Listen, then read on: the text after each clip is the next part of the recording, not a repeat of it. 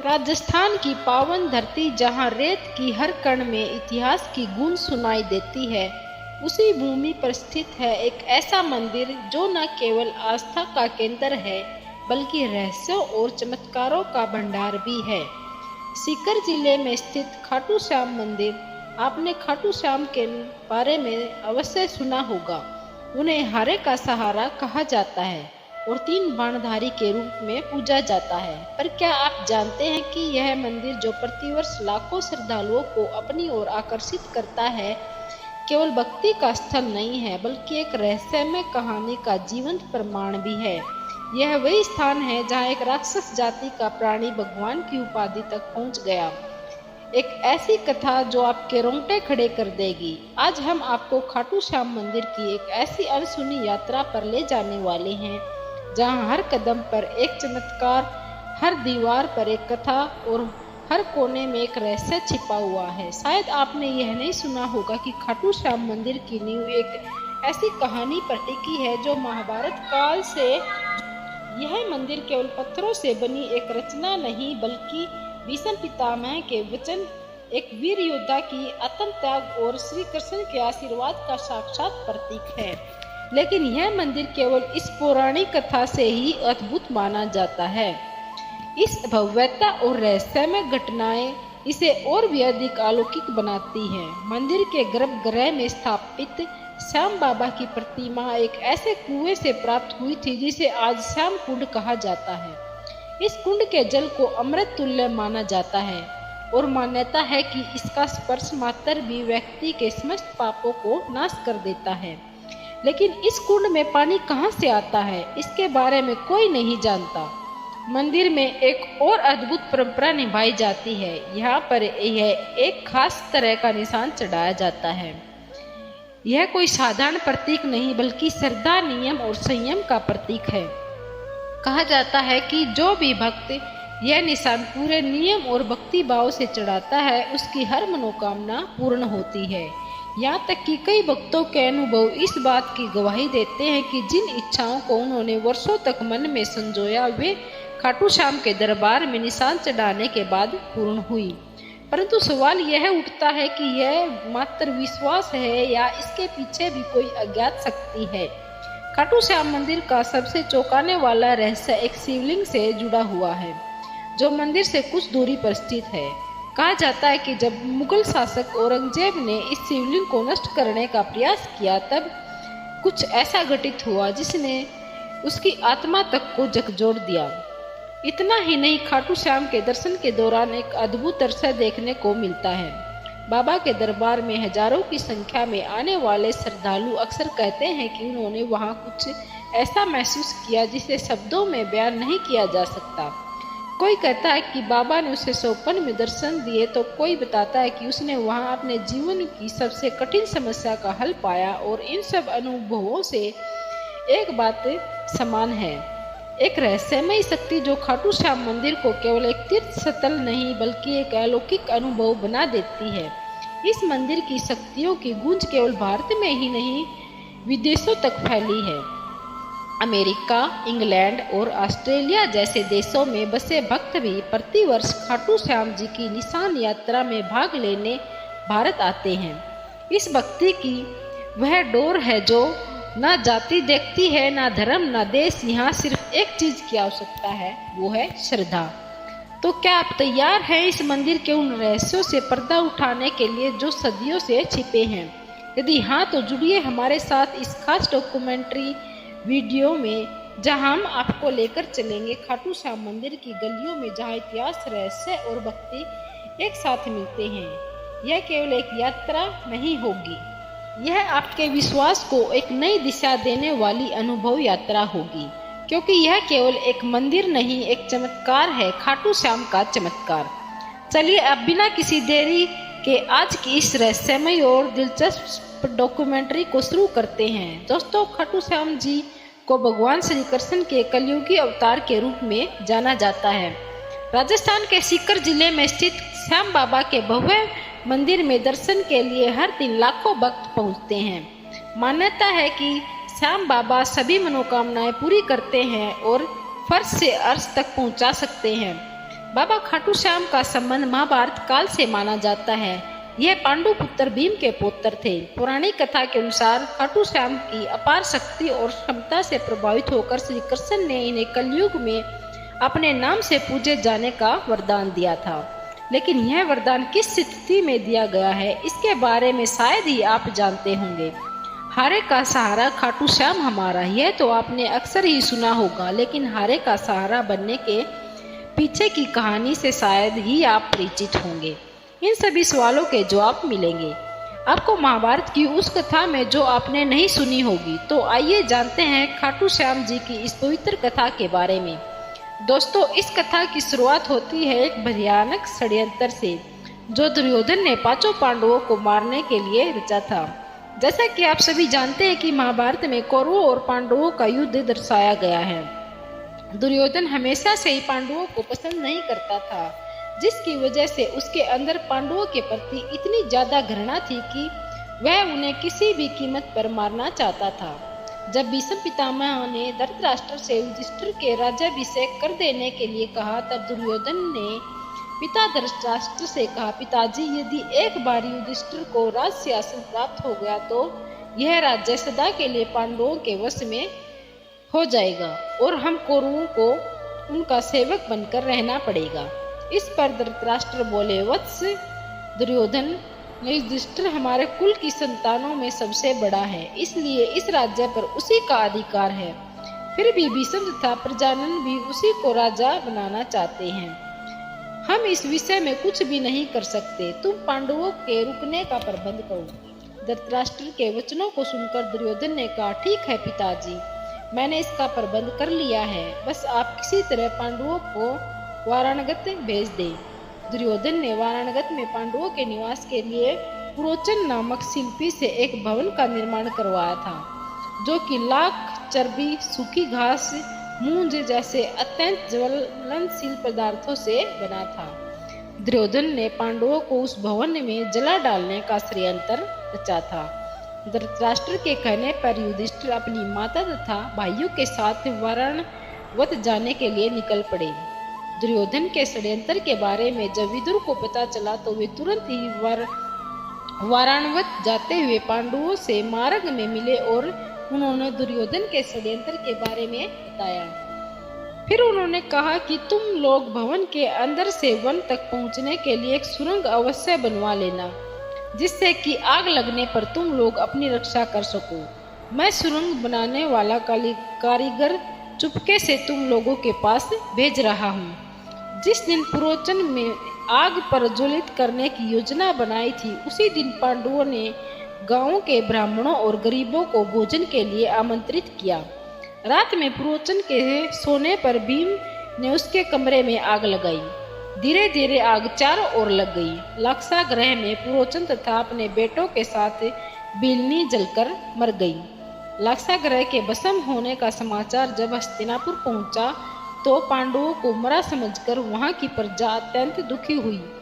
धृतराष्ट्र और दुर्योधन सहित सभी कौरवों ने भी शोक मनाने का दिखावा किया और अंत में उन्होंने प्रवचन भीलनी और उसके बेटों को पांडवों का शव समझकर अंत्येष्टि करवा दी। लाक्षागृह की सुरंग से निकलकर पांडव जिस हिडनी नदी के किनारे पहुंच गए थे, जहां पर विदुर द्वारा भेजी गई एक नौका में सवार होकर वे नदी के उस पार पहुंच गए।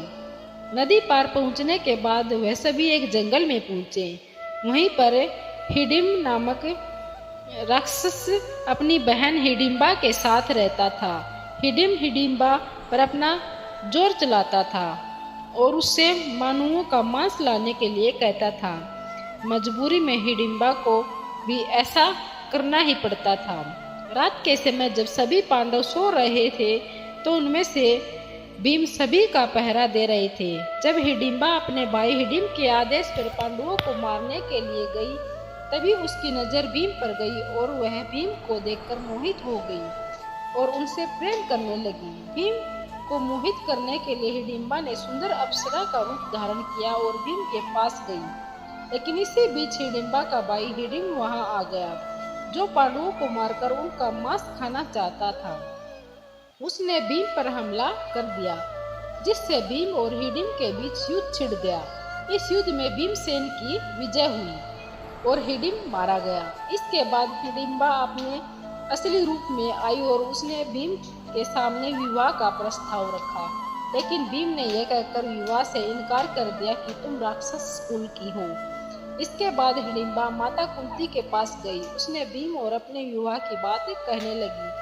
तब कुंती विवाह के लिए तो मान गई, लेकिन उन्होंने हिडिंबा के सामने एक शर्त भी रख दी। शर्त के अनुसार भीम हिडिंबा के साथ केवल तब तक ही रहेगा जब तक कि उन्हें संतान की प्राप्ति नहीं होगी।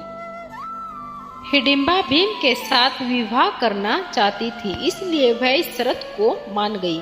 इसके बाद दोनों का गंधर्व विवाह हुआ और वह जंगल में साथ रहने लगे। कुछ समय बाद हिडिंबा और भीम का एक पुत्र भी हुआ, जिसका नाम घटोत्कच रखा गया। समय बीता और घटोत्कच का विवाह दैत्यराज मोरा की बेटी अहिलावती के साथ हुआ, जिन्हें मोरवी और कामतिका के नाम से भी जाना जाता। घटोत्कच और अहिलावती के 2 पुत्र हुए। घटोत्कच के एक पुत्र का नाम बर्बरीक और दूसरे का नाम अंजन परवा रखा गया। बर्बरीक ने शास्त्र और अन्य सभी ज्ञान अपनी माँ अहिलावती का आशीर्वाद लेकर प्राप्त किए। उन्होंने ही बर्बरीक को भगवान शिव की तपस्या करने के लिए प्रेरित किया, जिसके बाद भगवान शिव ने बर्बरीक से प्रसन्न होकर उन्हें 3 अभेद बाण दिए, जो कि पूरी सेना का विनाश कर वापस तर्कस में आ सकते हैं। समय बीता और जब कौरव और पांडवों के बीच युद्ध होना था, तब बर्बरीक ने युद्ध में भाग लेने का निर्णय लिया। अब वैसे तो देखा जाए बर्बरीक को पांडवों की तरफ से ही लड़ना था, लेकिन इसी बीच उनका एक वचन था जो उन्होंने अपनी माँ से लिया था कि वे हमेशा हारे की तरफ से ही लड़ेंगे। उनका यह वचन ही आगे चलकर हारे का सारा नाम की नींव बना।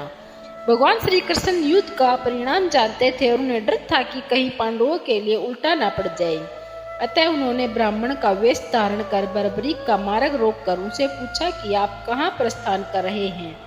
बर्बरीक ने अपना ध्येय बताया कि वे कुरुक्षेत्र जाकर अपना कर्तव्य निर्वाह करेंगे। इस पर ब्राह्मण रूप में श्री कृष्ण ने उन्हें अपना कौशल दिखाने को कहा। बर्बरीक ने एक ही तीर से पेड़ के सभी पत्तों को भेद दिया, सिवाय एक पत्ते के जो श्री कृष्ण के अपने पैरों के नीचे दबा रखा था। बर्बरीक ने ब्राह्मण रूपी श्री कृष्ण से प्रार्थना की कि वह अपना पैर पत्ते के ऊपर से हटाए, वरना आपका पैर घायल हो सकता है। श्री कृष्ण ने अपना पैर हटा लिया। वह बर्बरीक से एक वरदान मांगा। बर्बरीक ने कहा, हे यजमान, आप जो चाहे मांग सकते हैं, मैं वचन का पूर्ण पालन करूंगा। ब्राह्मण रूपी श्री कृष्ण ने शीश दान मांगा। यह सुनकर बर्बरीक तनिक भी विचलित नहीं हुए, परंतु उन्होंने श्री कृष्ण को अपने वास्तविक रूप के दर्शन देने की बात की, क्योंकि कोई भी साधारण व्यक्ति यह दान नहीं मांग सकता। तब श्री कृष्ण अपने वास्तविक रूप में प्रकट हुए। उन्होंने महाबली, त्यागी, तपस्वी वीर बर्बरीक का मस्तक रण चंडिका को भेंट करने के लिए मांगा और साथ ही वरदान दिया कि कलयुग में तुम मेरे नाम से जाने जाओगे। मेरी ही शक्ति तुम में निहित होगी। देवों के देव मस्तक पर पूजा करेंगे। जब तक यह पृथ्वी, नक्षत्र, चंद्रमा, सूर्य रहेंगे, तब तक तुम लोगों के द्वारा मेरे श्री श्याम में पूजनीय रहोगे। मस्तक को अमृत से सींचा और अजर अमर कर दिया। मस्तक ने संपूर्ण महाभारत का युद्ध देखा एवं युद्ध के निर्णायक भी रहे। युद्ध के बाद महाबली बर्बरीक कृष्ण से आशीर्वाद लेकर अंतर्धान हो गए। तो दोस्तों, यह था बर्बरीक से 3 बाणधारी हारे का सहारा और खाटू श्याम बनने तक का सफर। लेकिन यह सफर अभी अपने सही अंजाम तक नहीं पहुंचा था, क्योंकि जो आज हम खाटू श्याम मंदिर देखते हैं, उनके बनने की कहानी उतनी सरल नहीं है।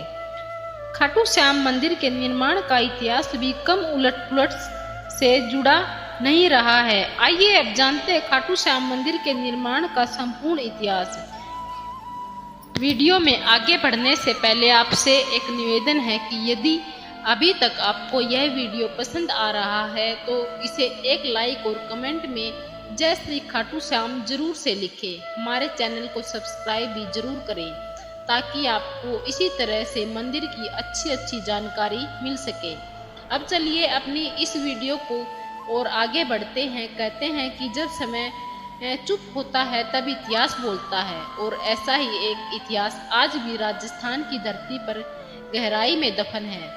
खाटू श्याम का इतिहास। यह कहानी है उस चमत्कारी स्थान की जहाँ कलयुग के वर्षों बीत जाने के बाद भी भगवान की उपस्थिति ने खुद को उजागर किया, न केवल एक घटना के रूप में बल्कि एक संकेत के तौर पर।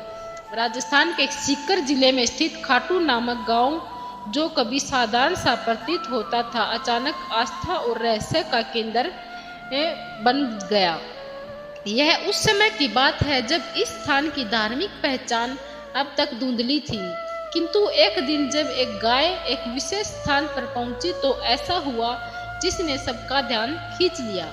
गाय जैसे ही उस जगह पहुंची जहां बाद में रहस्य उजागर हुआ, उसके थनों से अपने आप दूध बहने लगा। यह दृश्य किसी चमत्कार से कम नहीं था। ग्रामीण स्तब्ध रह गए, और जैसे जैसे इस बात की चर्चा फैली, लोगों ने उस जगह को खोदने का निर्णय लिया।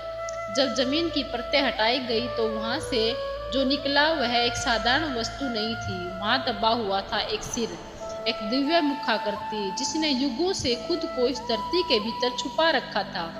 इस रहस्यमय सिर को ग्रामीणों ने श्रद्धा से उठाया और एक ब्राह्मण को सौंप दिया। ब्राह्मण ने कई दिनों तक उसकी विधिवत पूजा की, यह जानने की प्रतीक्षा करते हुए कि अब आगे क्या करना है, लेकिन जिस उत्तर की उसे प्रतीक्षा थी वह एक दिव्य सोपन के रूप में खाटू में तत्कालीन राजा रूप सिंह चौहान को प्राप्त हुआ। सोपन में उन्हें आदेश मिला कि इस सिर के लिए एक मंदिर का निर्माण किया जाए जहां इसे विधि पूर्वक स्थापित किया जाए। राजा ने इस दिव्य आज्ञा का पालन किया और सन 1027 ईस्वी में फाल्गुन शुक्ल एकादशी के दिन उस पवित्र मूर्ति को स्थापित कर एक भव्य मंदिर का निर्माण करवाया गया। समय बीतता गया और वर्षों बाद 1720 ईस्वी में मारवाड़ के तत्कालीन शासक के निर्देश पर दीवान अभय सिंह नामक एक प्रतिष्ठित रईस ने इस प्राचीन मंदिर का जीर्णोद्धार करवाया। यहीं से खाटू श्याम मंदिर ने अपनी वर्तमान भव्यता प्राप्त की। जो मूर्ति गर्भगृह में विराजमान है वह अत्यंत दुर्लभ पत्थर से निर्मित है और आज भी उसी अलौकिकता के साथ पूजनीय है। खाटू श्याम आज न केवल राजस्थान बल्कि पूरे भारत में लाखों परिवारों के कुल देवता हैं। गुजरात के अहमदाबाद के पास लांबा गांव में स्थित खाटू श्याम का एक और मंदिर इस बात का प्रमाण है कि बाबा का आशीर्वाद हर दिशा में फैला है। यहाँ श्रद्धालु अपने नवजात शिशुओं को बाबा का आशीर्वाद दिलाने लाते हैं, क्योंकि यहाँ बाबा को बलिया देव के रूप में भी पूजा जाता है। मंदिर की वास्तुकला उसकी हर ईंट हर पत्थर में भक्ति की भाषा बोलती है। चूने के मुर्तार, सफेद संगमरमर और पारंपरिक टाइलों का सुंदर संगम इस संरचना को कलात्मक बनाता है।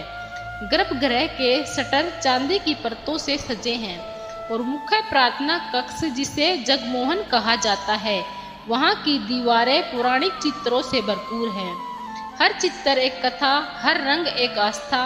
मंदिर के मुख्य द्वार से प्रवेश करते ही सामने एक विशाल खुला प्रांगण दिखाई देता है, जहाँ श्रद्धालु बाबा के दर्शन के लिए पंक्तिबद्ध होते हैं। प्रांगण से कुछ दूरी पर स्थित है श्याम बगीची, एक सुंदर पुष्प वाटिका, जहाँ से केवल चुने हुए पुष्प ही देवता को अर्पित किए जाते हैं। इस बगीचे में बाबा के एक महान भक्त आलू सिंह की समाधि भी स्थित है, जो आज भी श्रद्धालुओं के लिए प्रेरणा का स्रोत है। परंतु इस पवित्र स्थान का सबसे रहस्यमय स्थल है श्याम कुंड, एक पवित्र जलाशय जहाँ से कभी बाबा श्याम का शीश प्राप्त हुआ था। श्रद्धालुओं की मान्यता है कि इस कुंड में स्नान करने से सारे पाप धुल जाते हैं और व्यक्ति को जीवन में परम शांति प्राप्त होती है। लोग सच्चे मन से डुबकी लगाते हैं और बाबा से अपने जीवन के कष्टों की मुक्ति की प्रार्थना करते हैं।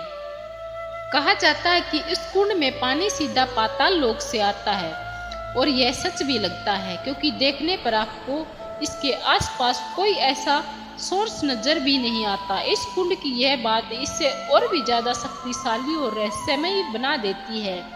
मुख्य मंदिर से दक्षिण पूर्व दिशा में स्थित है गोपीनाथ मंदिर और इसके समीप ही स्थित है गौरी शंकर मंदिर। एक और दिव्य स्थल जिसकी कहानी दिल दहला देने वाली है। कहा जाता है कि जब औरंगजेब की सेना इस मंदिर को नष्ट करने पहुंची तो उन्होंने शिवलिंग पर भालों से प्रहार किया, पर जैसे ही उनके भाले शिवलिंग से टकराए वहां से रक्त के फव्वारे फूट पड़े। यह दृश्य इतना भयावह और चमत्कारिक था कि सैनिक तुरंत डरकर वहां से भाग निकले और आज भी उस शिवलिंग पर वो घाव भाले का निशान स्पष्ट रूप से देखा जा सकता है, जैसे भगवान ने स्वयं अपनी रक्षा की हो। खाटू श्याम जी का यह पावन मंदिर राजस्थान की राजधानी जयपुर से लगभग 80 किलोमीटर दूर स्थित है और यहाँ पहुँचने के लिए श्रद्धालुओं को रिंगस के मार्ग से होकर जाने की सलाह दी जाती है।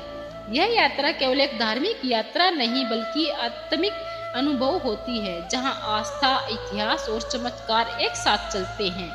हर साल लाखों भक्त यहां पहुंचते हैं, कोई आशीर्वाद पाने के लिए, कोई चमत्कार देखने के लिए और कोई अपनी श्रद्धा की अग्नि परीक्षा देने के लिए है। और जब आप इस पवित्र धाम की भूमि पर कदम रखते हैं तो ऐसा लगता है मानो समय ठहर गया हो, भगवान स्वयं इस धरती पर विराजमान है। तो दोस्तों, यह था खाटू श्याम जी मंदिर के निर्माण का संपूर्ण इतिहास। आइए अब आपको बताते हैं उस खास निशान के बारे में जो बड़े ही भक्ति भाव से श्री खाटू श्याम मंदिर में चढ़ाया जाता है। यदि अभी तक आपको यह वीडियो पसंद आ रही है तो कमेंट में जय श्री खाटू श्याम भी जरूर लिखें। खाटू नगरी की रज में कुछ ऐसा सम्मोहन है। खाटू नगरी की रज में कुछ ऐसा सम्मोहन है कि एक बार जो यहाँ आ जाता है उसका हृदय यहीं अटक जाता है और इस अद्भुत नगरी की सबसे पावन परंपराओं में से एक है श्याम बाबा के दरबार में निशान चढ़ाने की परंपरा। यह कोई साधारण रस्म नहीं बल्कि श्रद्धा, समर्पण और विश्वास का प्रतीक है। जब भक्त बाबा श्याम के चरणों में अपनी मन्नत लेकर आते हैं तो सिर झुकाकर केवल प्रार्थना ही नहीं करते बल्कि एक वादा भी करते हैं, हे लखदातार, हारे का सहारा, जब मेरी मुराद पूरी होगी तब मैं आपके दरबार में निशान लेकर पुनः लौटूंगा। लेकिन कई ऐसे श्रद्धालु भी हैं जिनका विश्वास इतना अडिग होता है कि वे अपनी मन्नत पूरी होने से पहले ही बाबा को निशान समर्पित कर देते हैं। उनके लिए यह यात्रा भरोसे की यात्रा होती है, जहां वे पहले बाबा पर विश्वास करते हैं और फिर फल की प्रतीक्षा करते हैं। यह परंपरा केवल आज के नहीं, सदियों पुरानी है। खाटू श्याम जी को चढ़ाया जाने वाला यह निशान, जिसे ध्वज भी कहा जाता है, यह अत्यंत पवित्र और भावनात्मक प्रतीक है जो बाबा के बलिदान और विजय का प्रतिनिधित्व करता है। सनातन धर्म में ध्वज को सदैव विजय का प्रतीक माना गया है और खाटू श्याम का यह ध्वज केवल कपड़े का एक टुकड़ा नहीं बल्कि उनकी अमरता, उनके त्याग और उनके अपार प्रेम का प्रतीक है। यह हमें उस दिव्य क्षण की याद दिलाता है जब भगवान श्री कृष्ण के आदेश पर युद्ध की विजय के लिए श्याम बाबा ने पूर्व जिन्हें बर्बरी के कहा जाता था कि निशान अपना शीश दान दिया था।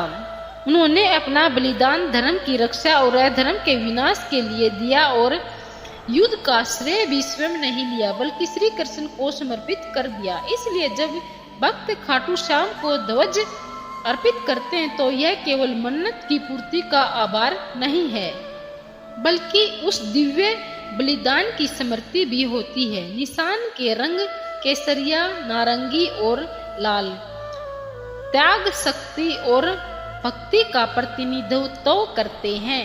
इन निशानों पर अक्सर श्री कृष्ण और श्याम बाबा की छवियां अंकित होती हैं, साथ ही पवित्र मंत्र भी जो भक्तों को आंतरिक शांति का अनुभव कराते हैं। कई निशानों पर मोर पंख और नारियल भी सजाए जाते हैं जो पवित्रता और सौभाग्य का प्रतीक माने जाते हैं। ऐसा माना जाता है कि सच्चे मन से चढ़ाया गया निशान बाबा को अर्पित की गई एक आत्मा की पुकार होती है जिसे वे कभी अनसुना नहीं करते। कहते हैं कि इस निशान के साथ जब भक्त खाटू श्याम की नगरी में प्रवेश करते हैं तो हर कष्ट दूर हो जाता है, हर दुआ स्वीकार हो जाती है और जीवन में सब और मंगल ही मंगल छा जाता है। इस ध्वज को चढ़ाने से पहले विशेष पूजा अर्चना की जाती है। भक्त कई दिनों तक उपवास रखते हैं, नियमों का पालन करते हैं और फिर उस निशान को अपने हाथों में लेकर पद यात्रा प्रारंभ करते हैं। इस यात्रा को निशान यात्रा कहा जाता है और यह एक भक्ति की पराकाष्ठा होती है। जब भक्त नंगे पांव हाथों में ध्वज लिए रिंगगत से खाटू श्याम धाम तक की 18 किलोमीटर लंबी यात्रा करते हैं तो हर कदम उनके श्रद्धा के तप से तपता है। रास्ते में भजन कीर्तन और श्याम नाम की जय जयकार गूंजते हैं और वातावरण को अलौकिक बना देते हैं।